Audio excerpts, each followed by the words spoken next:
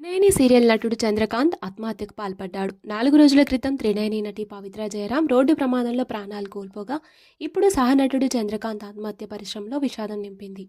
పవిత్రతో కలిసి బెంగళూరు నుంచి హైదరాబాద్ వస్తుండగా మహబూబ్ నగర్ జిల్లా షేర్పల్లి వద్ద జరిగిన ప్రమాదంలో పవిత్ర అక్కడికక్కడే ప్రాణాలు కోల్పోగా, అదే కారులో ఉన్న చంద్రకాంత్ గాయాలతో బయటపడ్డాడు.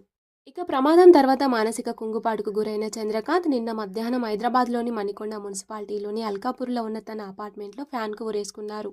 స్నేహితులు పలుసార్లు ఫోన్ చేసినా లిఫ్ట్ చేయకపోవడంతో అనుమానంతో ఫ్లాట్కు వచ్చి చూడగా ఆత్మహత్య విషయం వెలుగు చూసింది.